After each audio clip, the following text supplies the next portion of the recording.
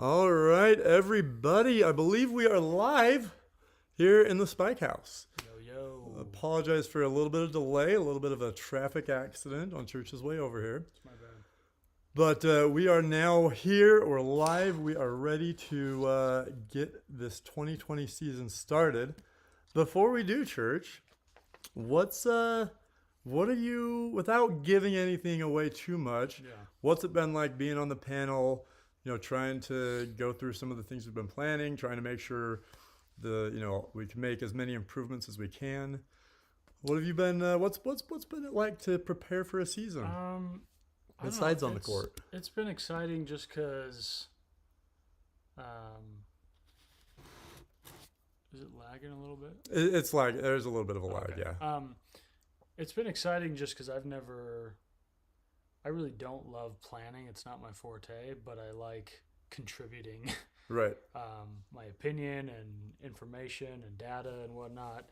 I just don't like being the guy planning stuff at the end of the day. So it's fun being on the panel. And it's like last year we did such a great job, especially with COVID and everything. We did such a good job. So it was cool to be like, okay, we had an amazing season given the circumstances. How can we make it even better? Right. Instead of, it'd be very easy for us to just do the exact same thing, Right. and we'd have a successful year. But it's like, why not innovate? Why not get a little more creative? Try to make it fun. And along the way, and we've done this in the past. There's going to be things we do that we're like, let's not do that again. Right. But I like that better than playing it way too safe and just doing the same thing again and again. Right. Yeah. I mean that's been my biggest thing is, even when I started in 2018, like I'm curious not to pat myself on the shoulder, but like where would the independent tournament directors be without I think and I'll give Texas, I don't like giving Texas a lot of credit, but Texas, Colorado, and Utah were the first three RROs. Right. And without those the small group that we had in 2018 being in 2019, like where would we be? Whereas now the SRA just announced that they're going to integrate 15 to 20 independent tournaments that are going to be sanctioned by them because the independent scene has grown so much. Yeah. And there's some really good tournaments happening across the country. So hopefully that continues to grow. I'm a big advocate that the SRA at some point needs to be a professional league with spectators, and then let the local tournament hosts get to grow their local communities and go from there. Right. If you look at it from like a kind of a macro view, it's like, and obviously we're nowhere near this, but it's like the NBA, they don't host, they're just for professional basketball. Right. They don't cater to lower leagues and lower competition, and they're not all inclusive. They're there to make money and to show the best of the best. Right. And obviously basketball's been around since 1891, but that's eventually, I think, what we want to get to, right? Have one official league, and maybe in the future it's not even SRA. Right. Exactly. Yeah. Exactly. Whatever that is. But have one official top professional circuit, and of course, like in a lot of other sports, there's kind of like minor leagues, semi-pro, feeder leagues. Yeah. Right. Yeah. And so, with all the independent tournaments that are going on, why not make things more official and more organized, I think. Yeah. Totally agree. And I know one thing I think kind of a good sport to look at is volleyball. And I don't know a whole lot about all the leagues and the AVP. I do know that Chris Hornacek, who we're going to have on a little bit later when we get to talking about the SRA season, might be something we can ask him, because I know he's kind of been an advocate for following their what they've done. So anyway, and in the chat, if you guys have any questions, definitely let us know. Also, let us know audio's working, everything. I assume somebody would have mentioned something. If we didn't, obviously we're on a little bit of a delay. But anyway, please let us know. We'll keep monitoring the chat. But without any further ado, did I say that right? Sure did. Okay, good. We are going to get into announcing the Utah Spike circuit. Thank you, Ryder. Ryder, I love you, man. Okay, here we are. Ryder, you're going to be impressed with this transition here. Boom. Boom. Ryder, I've learned some things. Mostly thanks to Gasaway. But anyway, here is the Utah Spike Circuit. For all of you outside of Utah, kind of throughout the West, after this, we're going to get into our road trip season. But first things first, our KBS Apparel Utah Spike Circuit. They're the main things we changed, and this was a big deliberation from the panel. Was we wanted to make all the tournaments feel like they count. Last year, I'd come up with, I wanted to kind of follow the spike ball tour stops, series, and so I had the Utah tour stops, and then I had friendlies. I was kind of going more of an international soccer type of feel with some friendly tournaments, but there was some confusion on what counted for the top 100, why tournaments were discounted just because of a name. Type of thing. Well, because they were designed to be like less competitive, right? For sure, right, and to encourage like more mashups. And there's only 3 divisions instead of 5 or 6. But because we have so many players that love to play, a lot of times the friendlies were just as competitive, right, as the tour stops, and so we kind of mixed it up this year. Yeah, and I think we kind of went now down the road of following golf and tennis, which I love. So we've got our majors. So we've got our 8 main tournaments. They will all have 6 divisions of beginner, intermediate, advanced, elite, co-ed, and women's. So all those tournaments, we'll have those at least eligible to sign up. Same thing, you got to have enough teams to play, of course. So that's where we're going with that. It's going to start on March 6th in St. George. Normally we start in St. George in February, but as has already been announced, we're going to Vegas over Valentine's and President's Day weekend. And so we're pushing Dixie back a little bit, which should actually get us a little bit warmer weather. Dixie, we always kind of push those limits of winter time, and so ends up being a little bit chilly. So I think the beginning of March is going to be just perfect down there. And then moving into Provo just before the BYU gets out for the semester, and all the students of all the surrounding universities, and then going into the suburbs of Draper, Sandy, Pleasant Grove. So you were did you go to the PG one last year? I don't think so. You didn't? No, because it was with the Spike House. It was a Friday night before a major tournament on Saturday, and we had like everyone from the Spike House, like 14, pro premier players mashed up with high school players. It was awesome. But it was for Pleasant Grove Strawberry Days. We partnered with the Parks and Rec Department, and on a Friday night we had 66 teams, so it was unreal. So it was a no-brainer to add PG to the to make them a major this year. So we've got them in June for their Strawberry Day Festival, and hopefully partnering with some of these festivals, we get a lot more traction, a lot more foot traffic as well. There's going to be activities happening around. Same thing with AF Steel Days. We've been partnering with them for the last 2 years in American Fork. So sticking with them, and then we're going to have 2 Spike Nights this year. So we're going to try and do an annual one on July 23rd for Pioneer Day on the 24th. So that's down there in the open tournaments. But then I wanted to do a major Spike Night for August 27th, kind of a back to school. Everyone's back into whether BYU, UVU, the U, and just come down and stay up till 4 a.m. playing Spike. So super excited for that. And then again, Provo, kind of getting back into the back to school. We're going to do 2 in Provo because, well, what do you do when you're in Provo, and that's the biggest community in the world? Yeah. We have, we'll have at pickup in Provo when it's warm out. We'll have 60 people there, right? Pretty regularly, right? So, speaking of RSL pickups, man, those have been amazing. Dude, what did we have last week? There were I brought 17 nets, and then we were playing with 16 nets. So I mean, there were 64, 68 people there. Yeah. And same thing with the first week. The second week we had like 50 something. Yeah. So if you're in Utah and you want to play pickups, please do not miss out on our RSL. It's indoor facility on the nicest. It's professional soccer league training facility. And so, it's the best turf.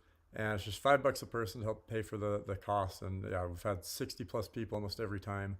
The next 2 weeks, we actually get to extended hours. We're going to start at 8:30 this next Tuesday. And then on December 29th is actually going to be, we just threw this in today. We're going to do a King of the Court. We have full 4 hours from 8 p.m. to midnight. So we're going to do a King of the Court tournament to end the year. And anyway, so all that's on the link there at the bottom. UtahRoundnet.com/tournaments. In fact, if you want to follow along, if you're on a desktop, go there. You can kind of take a look and sneak peek at all the tournaments. I've already updated that page. So anyway, a side tangent on our pickups. But yeah, so Provo definitely deserves both. What do you think about doing a spike night for a major? I like it. Spike Night was one of my favorite tournaments last year, even though it was one of those weird tournaments where it was a friendly, but me and Stokes decided to play together because we were like getting ready for, I can't remember if it was the Spike House tournament or something. We just wanted to get together and get our touches in, and so it wasn't hyper competitive, but it was just so fun. We had there were 75 teams. I mean, there weren't a lot of the very top tier. Yeah. But I mean, tons of teams came. Yeah, I don't think Chandler came. Chandler wasn't there. No Con, no McKay, no. Yeah, Sven, obviously. We just didn't have. We ended up playing you and Caleb, Jarrett in the finals. And then Carter and Tim were third. Yeah. So I mean, there was 3 or 4 solid teams, but it wasn't super competitive. But no out of state teams coming up for it. Yeah, but it was just so fun because it was an enormous field. I mean, we could have had another 100 teams. Oh yeah, if we easy. wanted. Yeah. And they did it for free, didn't they? Right. So yep. So last year they're brand new fields, and so they kind of said, hey, we want to come down and host this. This year it's not totally free, but it's we're going to partner with them, which that was the plan. Was last year was to partner with all these different Parks and Rec departments. Some of them still was able to go forward. Obviously with COVID, a lot of them had to cancel it because they were connected with other events. But yeah, I mean, for what we got, even the partnership deal we've got going on this year, obviously it's worth doing 2 of them with them. And I'm very excited, especially in the dead of heat in the end of October or end of August, to be able to play in the middle of the night. I overheat, and I was loving every minute of Spike Night last year. So we got 2 of them this year. It's going to be a lot of fun. Some other things to kind of keep our eyes on, kind of moving into the open tournaments. We got Free the Spike. Last year we did it just, it was 2 days after, actually the day that the COVID restrictions lowered that allowed us to do it. Called it Free the Spike tournament. So we're going to do that one first time in the Wasatch Front each year. Cedar City, they've got a great club there at SUU. They earned a tournament. Spike House Open, that's just a practice tournament for the tour stop. That's going to be on April 24th. We got a spring and a fall King of the Court. We got a co-ed classic, so it's just going to be straight co-ed. And then a few other cities that we're partnering with: Riverton, Sandy City, Centerville. We're going to do something up in Heber for our guys up with Cathedral Brand and all those guys up there. And then Utah State. So anyway, fun season. They're probably going to add a few more tournaments as well. And I'm pretty confident in all these tournaments. They'll move forward. We'll get this COVID vaccine out. We'll be able to get back to it. So that is the hope, at least. So where is the first Spike Night? The first Spike Night, so that's right here on July 23rd. So it's the Pioneer Day. Kind of our where is tradition. it going to be? So it's in Santaquin. Oh, okay. So the Spike Nights are all going to be in Santaquin. Okay. It's 20 minutes south of Provo, if you don't know. It's cool because it's this enormous field, but it's like in the middle of nowhere. Right, which is why they can have lights on till so all hours. we can be loud. There's no city ordinance. Right. That's pretty sweet. Yeah, everywhere else we've got to have lights off by 10:30 or 11 at the latest. So definitely worth that trip. So I mean, if Christian's dad's going, I'll for sure be there. Right. All right, just taking a look at these comments. Yes, Goats, there is that Hebrew tournament just for you. Let's see. Spiking up, Lincoln guess. Good question. Preston. Preston was gonna hop on this Zoom. Preston, I can do that too. I've still got the Zoom set up. I can shoot you that link, so comment if you want it. Dylan, we are just about to get to it.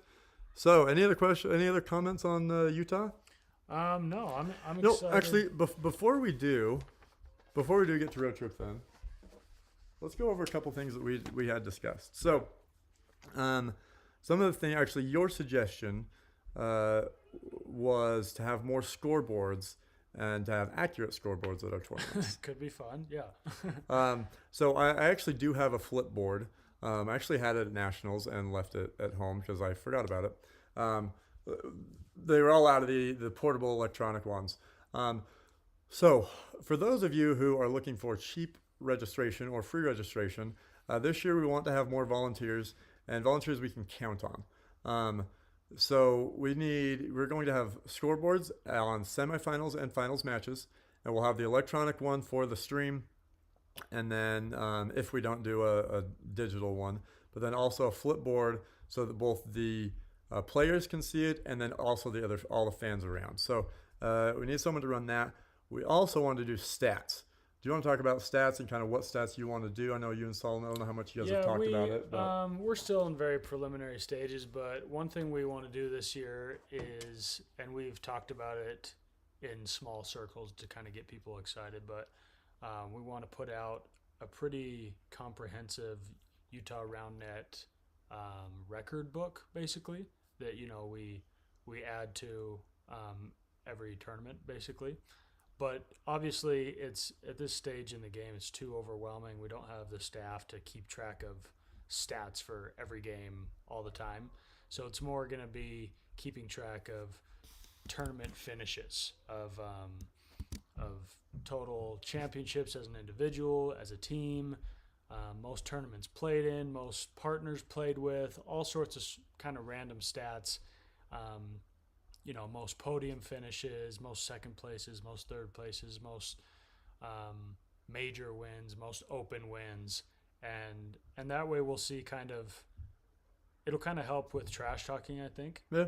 I think people sometimes, think they're really good because of this or that, but it's like, how have you done in tournaments? Right. Right. And how have you done in tournaments the whole year and over the years, and with what partners, and that kind of stuff definitely helps with top 100 lists as well. Right.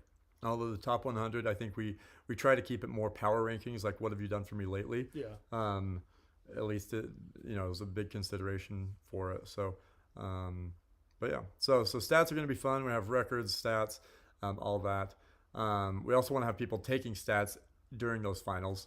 And kind of basic stuff, just aces, double faults, errors, those kinds of things. Just again, really to help people analyze. Okay, did someone get carried, or what happened?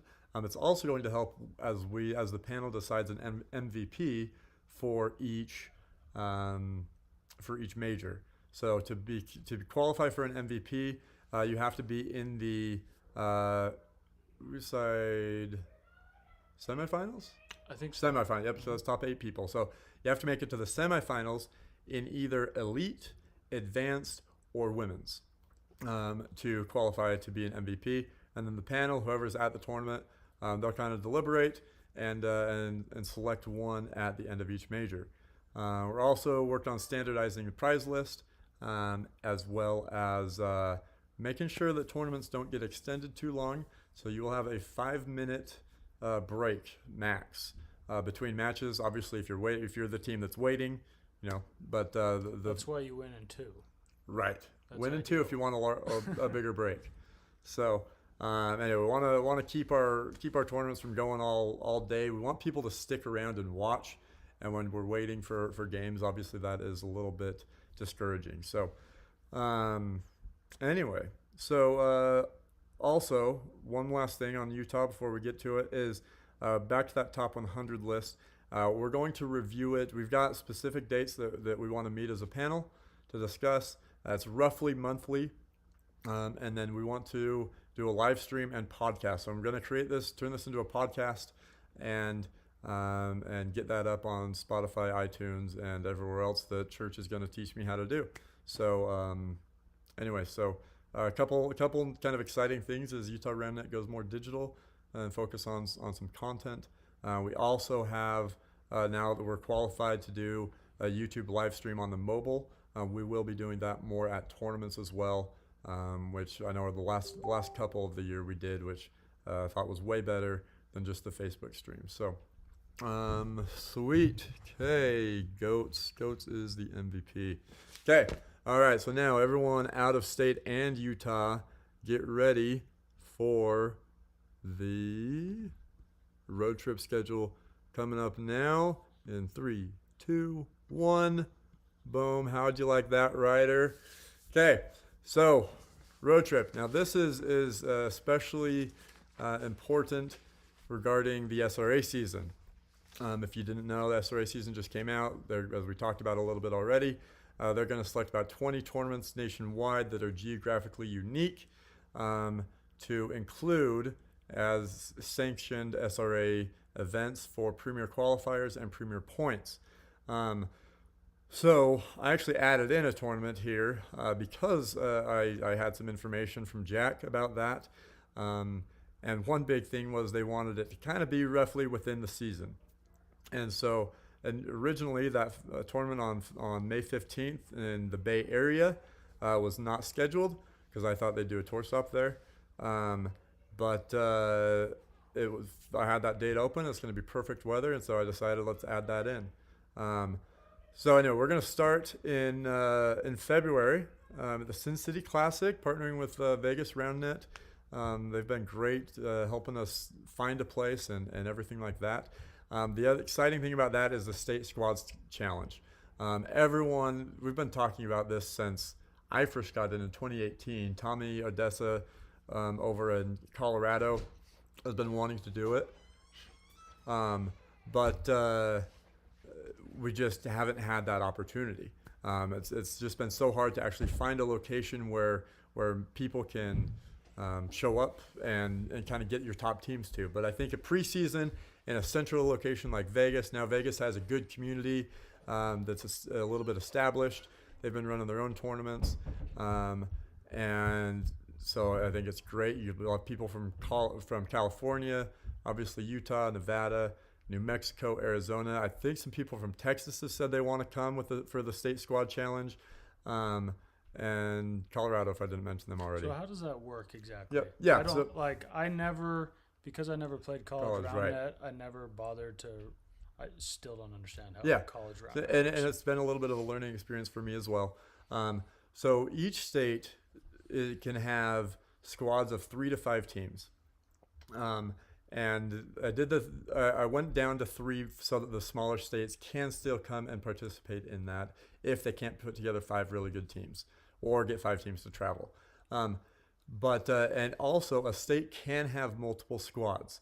So what you'll want to do is if you're a top player in any surrounding state that wants to come, you'll want to make sure and coordinate with people so you don't split up your 2 best teams and they're in 2 different squads naturally. But so you have 3 to 5 teams, and they will be selected. So your A, B, C, D, and E teams will be selected based on how they perform in Saturday's tournament. That way, you can't, find a loophole and take your worst team, put them in your A spot, and then beat the rest of the teams, because it'll be you win as a squad if you win the majority of your matches. So if you're going 5 matches, it's whichever state can win 3 of the 5 matches. A against A, B against B, C against C, and so on. So that's how the squad challenge works. And then we'll just have a bracket. It'll be seeded again. So the seeds will also be based on average seeds from Saturday. So take all your team's average placings from Saturday, and they will. That's how we will determine the seeds for the squad challenge. So anyway, Saturday matters a lot. I know Jarrett Rouse, I'm going to name drop because he's already said he's super excited about it. So if we can get Jarrett to play, I know everyone's always happy for that. Does that answer your question? That makes sense now? Kind of. We'll figure it out. Yeah, I'll tell you where to go. I just can't play. picture in my head like the bracket and how it all works, but I'm not great with bracketology anyway. You just play where you need to play. Just tell me where my next game is, and I'll do it. Hopefully the elite people actually listen to us this season because they never pay attention. We might.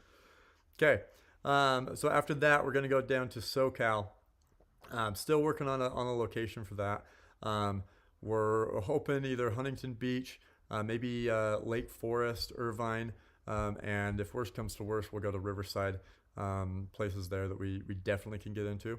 Like to keep it kind of closer to the coast, to where everyone is, but see what we have to do for that. Golden Gate Open, we're working with Pleasanton, so just on the other side of the bay, to have some fields there. And then Camden Corona is not a thing. They canceled Corona, so should be good. So Camden. So I will say one thing. So the Vegas one, that is the one tournament that I feel could be in jeopardy if the vaccine doesn't really get in and create some good progress on the numbers and some of the guidelines. That one is probably the biggest one in jeopardy. If you sign up and it gets canceled for Corona, of course, refund everyone. So don't be afraid to sign up. But I think by the time we get into March, I think we're going to be pretty solid, wherever we go. The next is Tahoe, which I think from our Instagram poll was the place that people were most excited for. I'm most excited for. I used to go there every year as a kid. They reached out to me and said, hey, can you help us run a league? And by the way, we want to do a tournament. And I said, anything to get me into Tahoe. So Tahoe is going to be a big one. I think it's a destination city or destination place. If you haven't been before, you will not regret coming. Make a little vacation out of it. Take a couple extra days off work and just hang out. It's going to be amazing. And then going up to Rexburg for back to school. So get some Idaho people in, and then going down to after the season, going back down south. Hopefully we can get into Moab. Still working on field reservations there. If we can't do Moab for the Red Rock Challenge, we'll do St. George one, and then of course getting into New Mexico for the Enchantment Bowl and the Phoenix Sun Bowl in the dead of winter. So I like the name of that, Enchantment Bowl. Took me a while on that one. Good. Yep. So anyway, what are your thoughts on those, Church? Dude, it's all pretty exciting. It's really cool to have like Utah Roundnet doing out of state tournaments. Yeah. I don't know. It's a cool thing. And I don't know. For me personally, I always look forward to playing in new places, right? New cities, new fields, new parks. Right.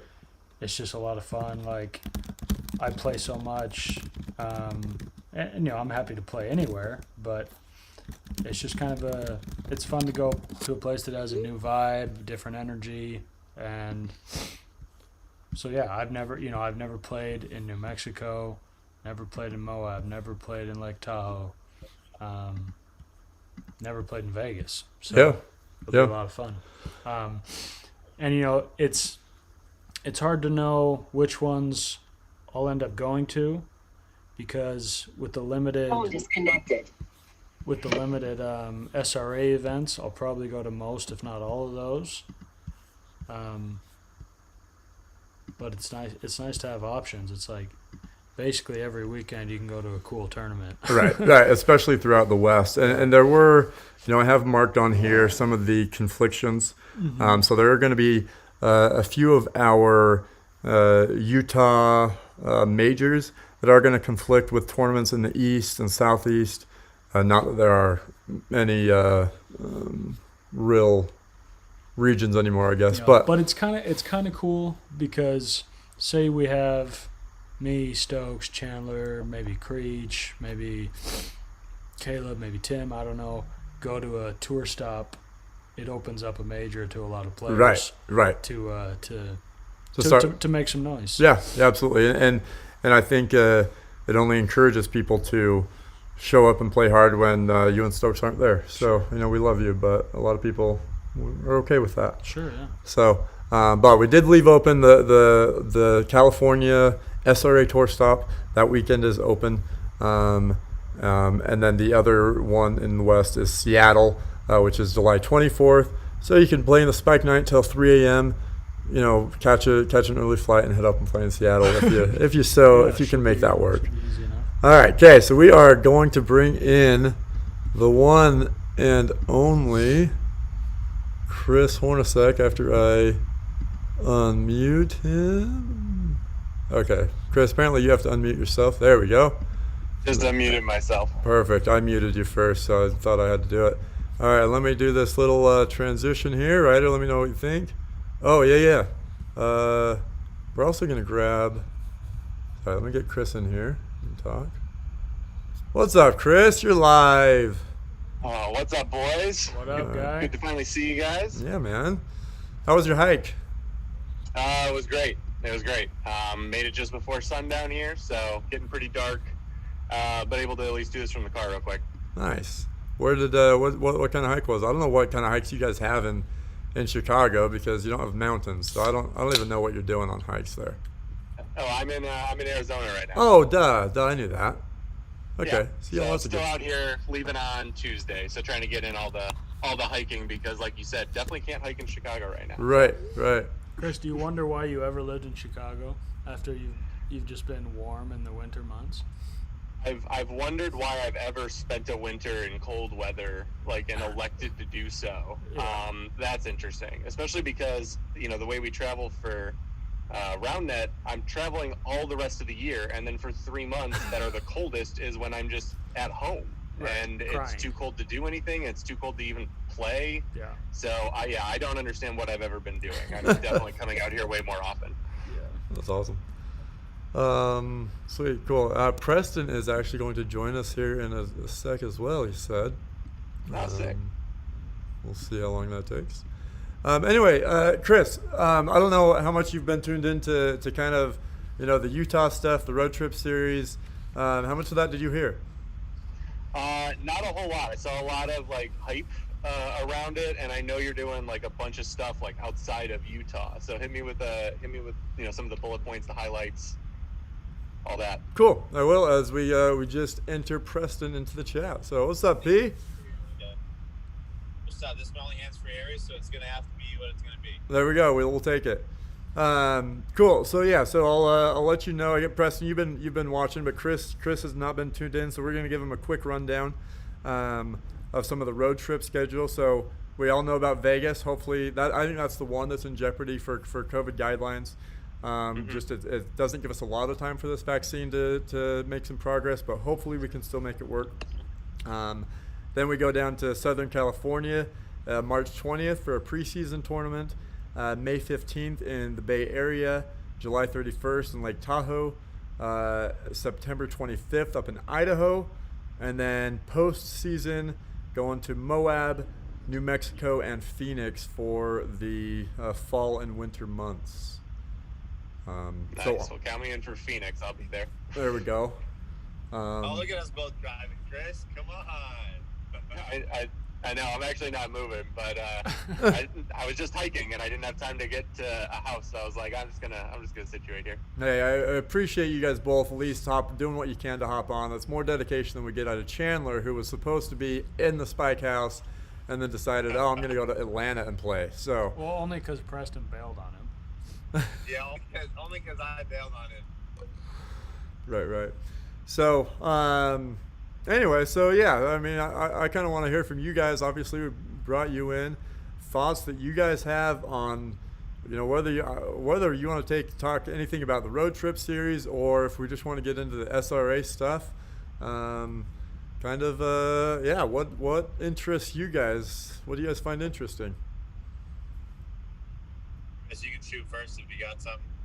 Yeah, for sure. I mean, I think it's really cool that you're, dreaming beyond Utah here and kind of branching out into other areas. Your list seems super cool. It seems like you're going to a bunch of places that might attract people from, outside of those areas to actually go. Like Moab sounds really cool. Would totally want to go there. I was actually really surprised at how well Moab did in our poll, because there's no community in Moab, but I mean, yeah, it had a couple upsets, so yeah. Yeah, but it's one of those things like, what a reason to go there. Like, I've wanted to go for a really long time. I could spend a couple of days down there, play a tournament. Like, sounds really, really cool. So it sounds like you're, putting on some events that are just super cool. And so, yeah, I mean, I'm excited to see what you wind up doing with it. And I'm excited to see how that all plays into the SRA season, because I'm sure you're petitioning to get a couple of these in the independent ones. I don't know if you're ready to release which ones you're trying to get in or not. I'm excited to see what. I'm happy to answer that. I have actually already. In fact, let me just throw up this road trip screen here. There we go. There's a transition. So yeah, I have put in applications already. As soon as they put that out for the Southern California Championship in March. That one is preseason, which I know the SRA wanted it to be during the season. I'm hoping it's close enough to it that they'll allow it. And then the Golden Gate Open in May, I think is a no-brainer since San Francisco didn't get a tour stop this year. Lake Tahoe, I mean, it's a brand new community. Their Parks and Rec department's already building up the scene there. A lot of people play it. So I think that's a good one. And then Rexburg, I kind of threw in there to be, it's Idaho. Idaho's never really had something, but Rexburg has a huge community. It's not highly competitive, but you do have a couple top players that, have moved to Boise for work.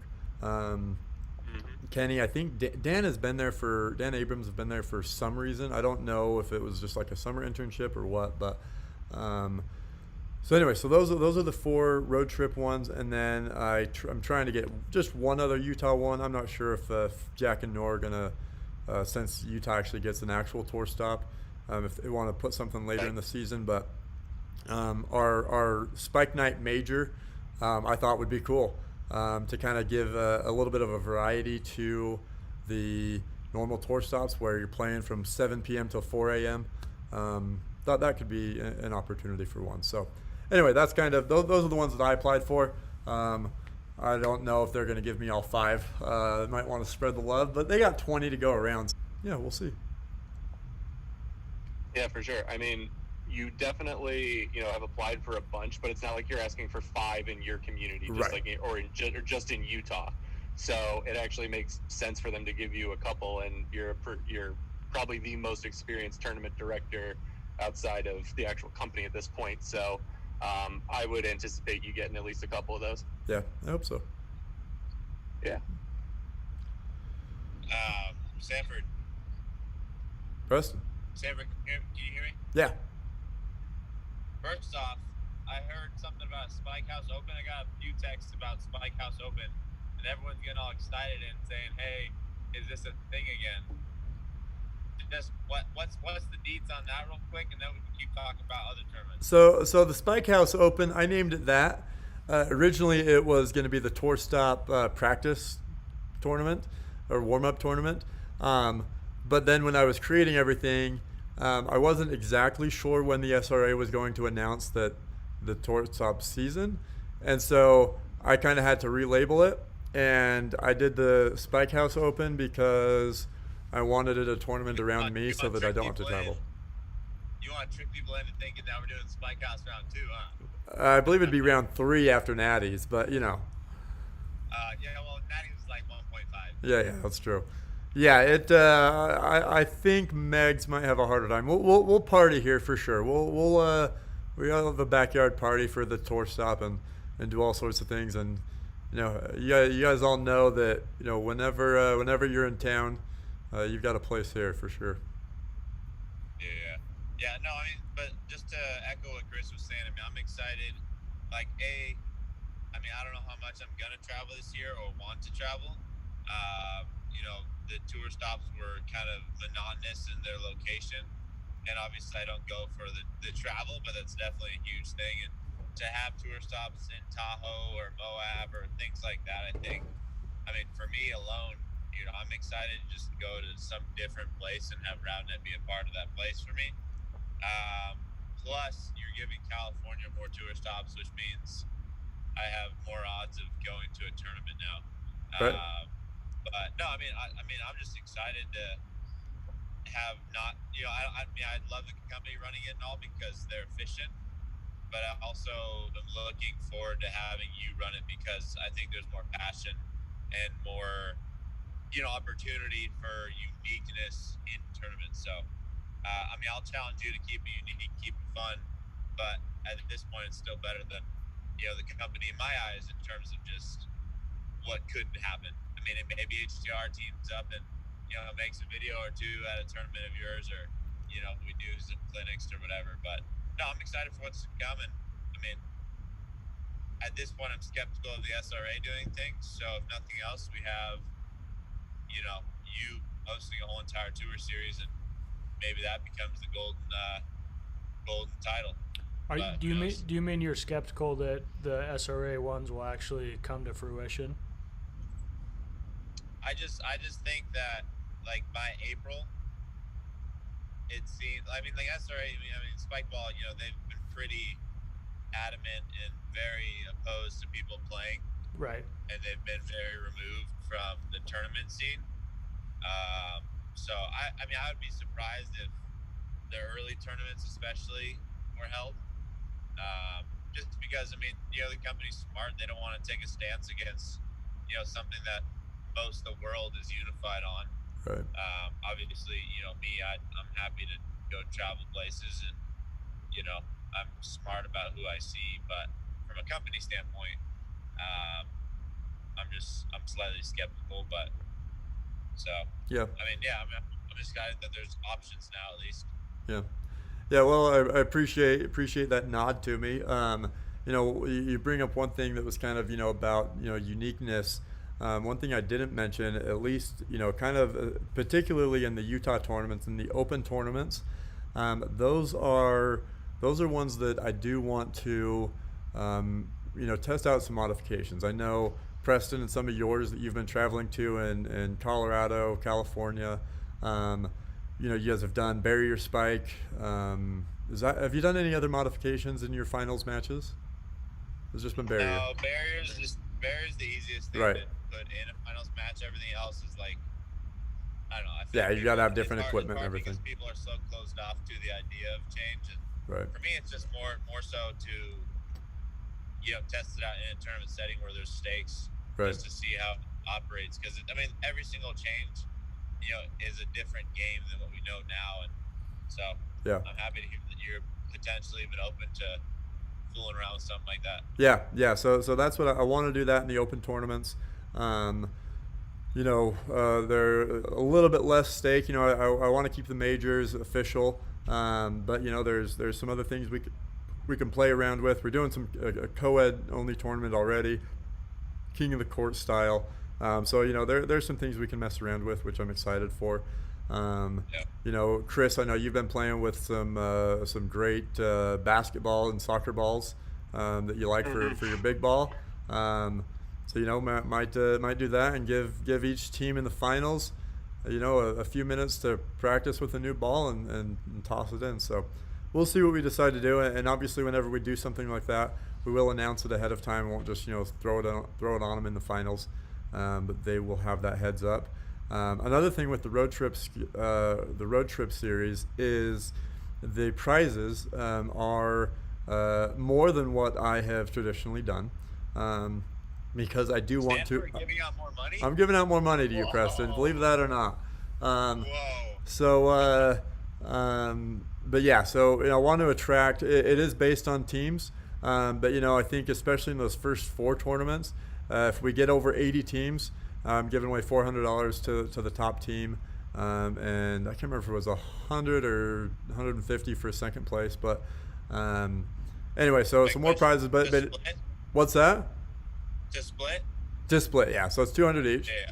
Um, but yeah, I mean it is. So it's based on it's that 80 team threshold.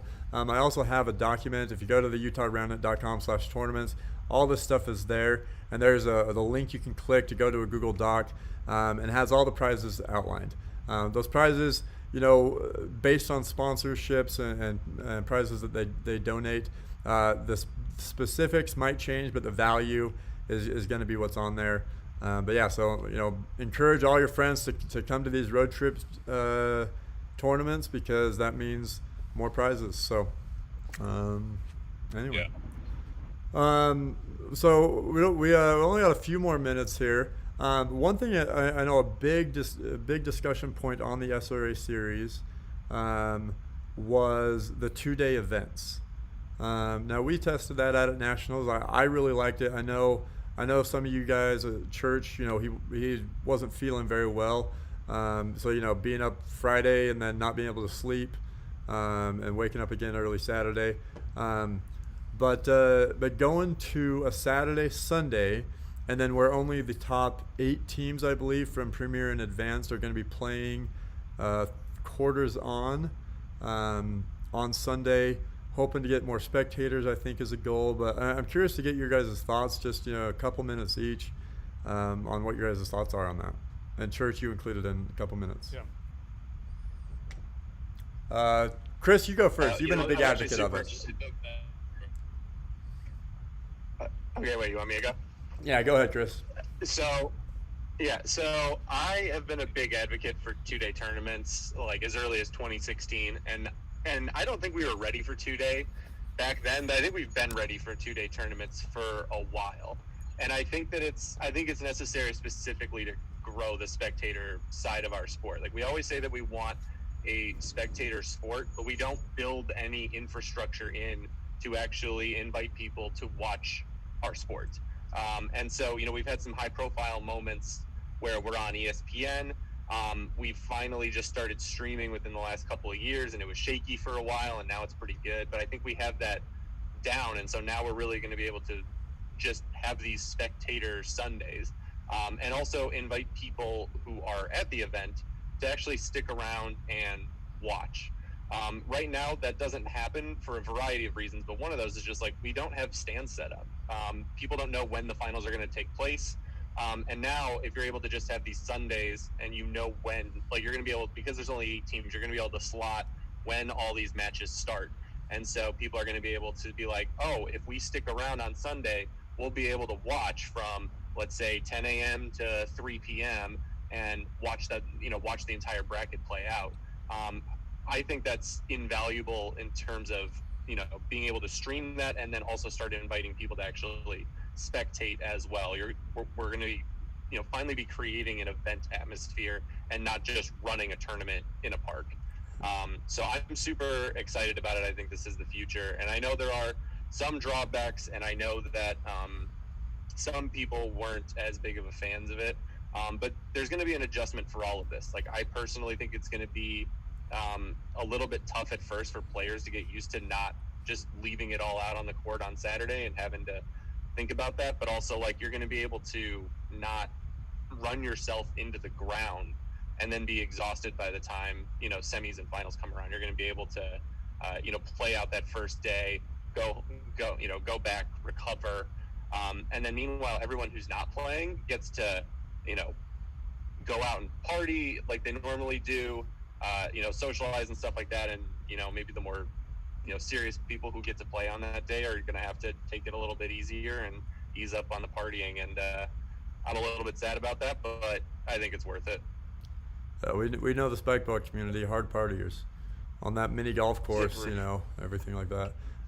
See, that's where I differ. What do you mean, Prest? You guys, just in terms of party thing, I'm super happy that 2-day tournaments, especially because I think it legitimizes our sport in terms of cutting out a little bit. Being able to participate Sunday. Can you guys? Yeah, I think you're back. Okay. No, I feel like a 2-day tournament. The least of anyone's worries should be being tired after Saturday. for me, if you're tired after Saturday, then go condition and, get in better shape. So then you're good for both days. And then it also legitimizes pool play. Like if you're trying to be on a feature court, if you're trying to be, on Spectator Sunday, I mean, you got to work for it, which I'm super stoked on. I think it just makes it more legit. I obviously do, for churchgoers and for people who have lives that need to get back home and stuff, it's definitely an inconvenience and definitely a bummer in that category. So, I feel for those people, but I think overall it's going to be good. It just kind of depends on, how worthy our sport is in terms of being spectated. Because my fear with 2-day tournaments and like having a Spectator Sunday is that it's still going to be the same, 10 to 50 people who stick around because, they're attached to other players and their friends and whatever. But I mean, my hope is that everyone stays, and I hope that, they do stands, and I hope that, they sell hot dogs and popcorn, and, I hope. I'm just kind of, guarded at this point in terms of what the company is actually going to do. Right. In terms of promoting those events. So I think it's a really good move. I just hope that they're ready to back that move. Hope the execution is as good as it could be. Yeah, because I mean, I think like at Nationals, the 2-day event, I thought it was superb. I thought for what it's worth, like the spectator wise, the people engagement, like people actually cared, to hang around the second day because there was something to watch and, it was run well and there's music and blah, blah, blah. I just hope that it's not, like Chris said, a tournament in the park day 2 where it's like, okay, bring your sippy cup and snacks and come kick it, and sit on the ground with the towel.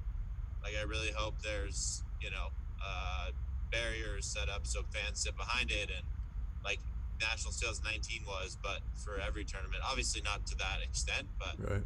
I'm really hoping the execution is there, and I think we have a really, really solid big step in the right direction. Oh. Church, thoughts? Yeah, I have a lot of mixed feelings because I agree with you guys as far as the advancement of our sport. I think it's a good move, probably the right move. As a player, I personally don't love it. I just don't like throughout the day, like on Saturday, I don't feel completely gassed if I make it to finals, so I don't have a problem playing all in one day. I just don't like you said, Preston, like if you can't handle playing back-to-back days, you should get in better shape, but I just like having my arm fresh for day 2, and I guess, yeah. I could get my arm in better shape, but to me that's not a huge deal. What I don't love is for personal reasons, right? I would rather not play on Sundays for religious reasons. It's not a full deal breaker for me, but it's not ideal. But again, that's just personal preference. And it's like, I mean, so many sports play on Sundays. You can't just not do that because some people don't like it. The other thing I don't like about the 2 days, especially at tour stops, is to me, it's often more traveling, right? You're paying an Uber or whatever to go back to the field, then back to the hotel, then back to the field, then back to the hotel, then back to the airport. And obviously, you can avoid some of that and carpool and be smart and stuff. It's just, to me, it's a lot of extra stuff. Like the 2-day tournament in Utah was great because I lived in Utah, Yeah. and great for a lot of people if you crashed 20 people deep at Sanford's house. And the other thing, like you said, Preston, is I think in theory it's great, but part of me feels like if Sunday is just a bunch of spike ball players watching, like we're not really making a lot of progress. Of course, we want our players to stay, but like even myself, like I think if I got out and didn't make it Sunday, I might not even go. That was my big thought is, and I agree with, you got a lot of you guys on some of the good reasons for it. I'm curious about if having a Spectator Sunday turns into more spectators or less, because it's easier to get people to stick around than to leave and come back.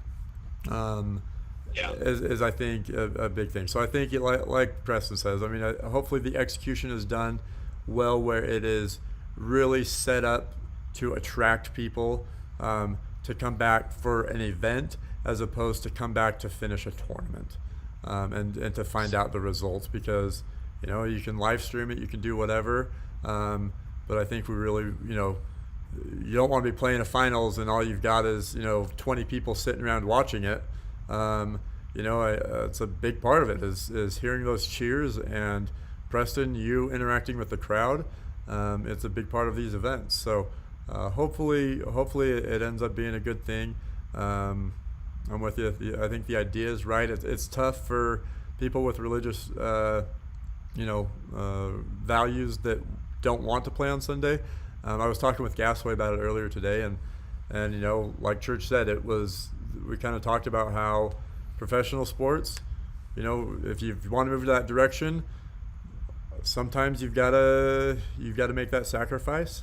I hate to say you have to sacrifice religious values. I mean, it's I don't want to say stuff like that, but I know there's been a lot of at least in the LDS community, a lot of notable Mormons that are in the NFL, and they still are practicing, and they're still able to perform their work while being religious and practice what they believe. So anyway, some of those thoughts was interesting. Any other thoughts? I know we kind of covered the sanctioned events, at least Utah. I mean, I think I'm really excited for nationally to see who steps up. Any of you guys have any thoughts on that or anything else in the last few minutes here? I mean, my biggest thing is go for it, Chris. Go. Oh, no, you go. Oh, no, I was just going to bring up Worlds and how that works and stuff, because I honestly haven't read into anything and or know anything, because that's me. But if you had something quick that you want to add, shoot it. Well, in terms of World qualifiers, those haven't been released yet.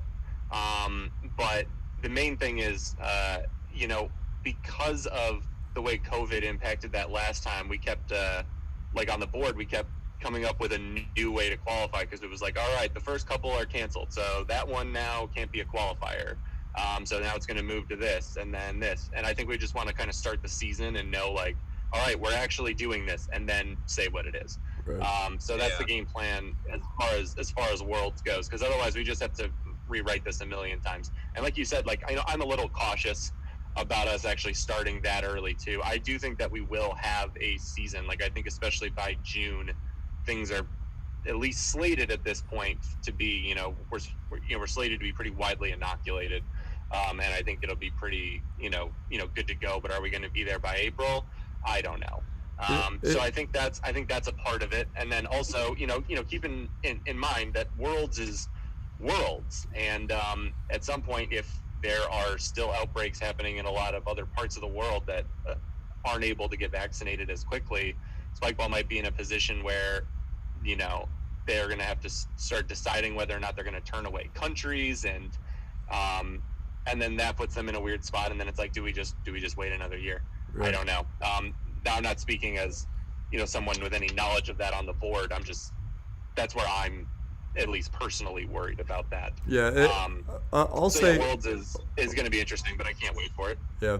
As far as kind of, starting the schedule early, I kind of got the impression from reading the information on the tournaments page on Spikeball, that because there are only 10 tournaments, or what, 10 in the U.S., right? There's 10 plus nationals and nationals. Right. So obviously there's spaces to, reschedule. I know last year they, if something got canceled, there was no space, and so they just canceled it. What I do like, what I mentioned to Chris, we were chatting the other day, is there's no tour stops in back-to-back weeks. Right. Yeah. So, if they have to reschedule, if maybe we they had to do that, if we had to do that, we could move it. but obviously it is nice that it's a little bit more spread out. It's nice that we only have 10 of these. And I think the idea there is that the company's going to have fewer events to put a lot more time and effort into, Right. and not have these massive turnarounds where they got to, just rush to the field and set up and then leave and then get across the country and then set up and then leave. They're going to have a little bit more time to be on the ground and set things up and work with local partners and Yeah. all of that stuff. So I'm excited for where that goes. Yeah. What are your guys' thoughts on, and Church, all of you start this, some of the more unique locations that are, you got Erie, you've got Rock Hill, you've got Auburndale, Garland. I know you like to travel to kind of, just visit new places. Yeah, I mean, there's still I'd love to know where the tournament is in New England and California, but I'm most excited for Erie, Pennsylvania, and Rock Hill, South Carolina. Personally, I just loved Charleston. Was my favorite, probably one of my favorite tournaments I've ever been to. Awesome city.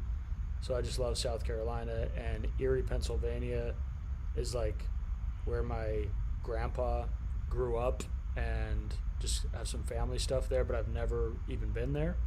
So yeah, it's just cool. Like I said before with our road trip series, I just love playing in new places I've never played before. You haven't been to Tahoe, right? I haven't been to Tahoe, but I was, I would joke around with Chandler and Stokes and stuff the last couple of years, where I was if I have to play in another tour stop in Santa Monica, I'm going to kill myself, because I felt like there was and this wasn't accurate, but one year I felt like there was a tour stop, a Grand Slam, a regionals, and nationals all in Santa Monica. And obviously I also don't love playing in extremely thick sand, but I just like going to new places. I love it. So Preston, Chris, what do you guys think about the locations? Yeah, I'm excited for the new location.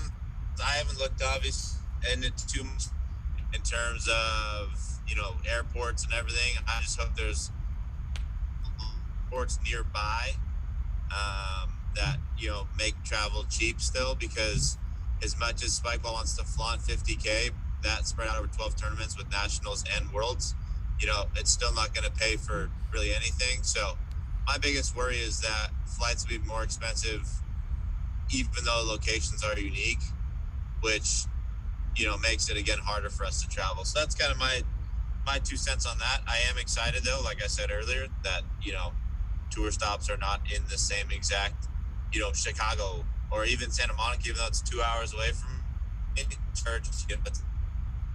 Hey, more hot news coming across the press right now from the Nora White. No sand this year. So I think a lot of us can at least give a clap to that. That's a tearing. Preston, you and I finally agree on something. We want sand tournaments. Yeah, Chris, I knew Preston did. Chris, I didn't realize you were a fan of sand. Yeah, sand is great. I just think it's a different aspect of our sport. I would have loved to see just a mini sand tour pop up and be something that maybe some people opt out of because they don't prefer it.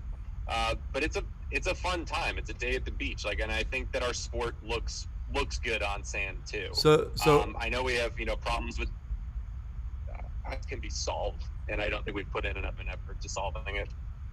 So you cut out there. Were you saying a problem with lines?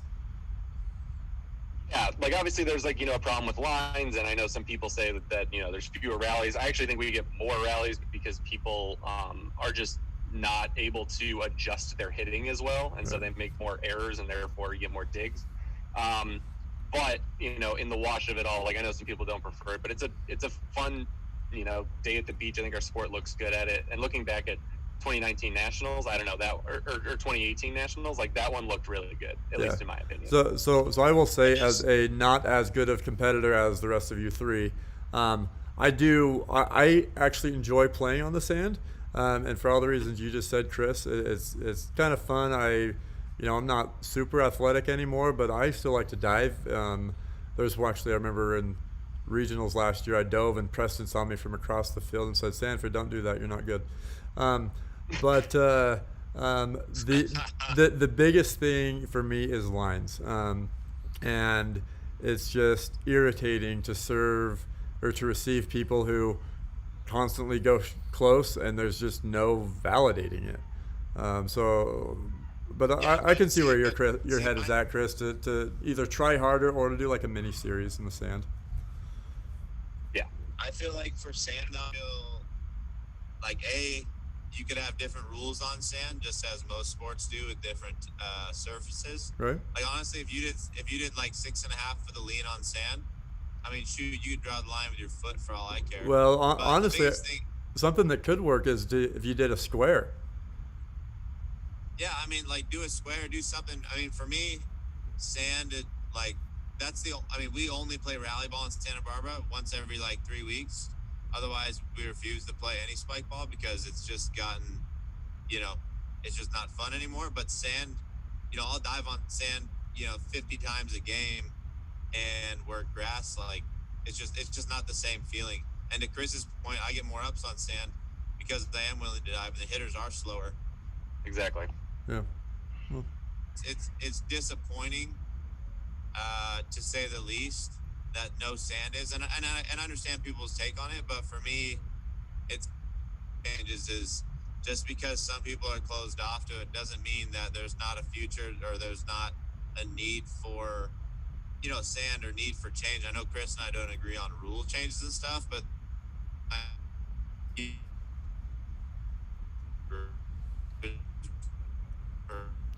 we're missing. Sand be just a. Sorry, Preston. We didn't hear like your whole last sentence. Oh no, I was just saying that there's always room for things to progress, and like Sure. I don't ever like just giving up on things as much as I want rule changes, as much as Chris and I differ on. Right. Yeah, I like the idea of doing sand almost like tennis does clay. Do one big sand tournament a year, and that's the other thing. Like independent tournaments can obviously do as many sand as they want. So it's not going to fully die out, especially because there's lots of communities in Chicago and California. But you don't see the NBA playing street games. right, like people, yeah.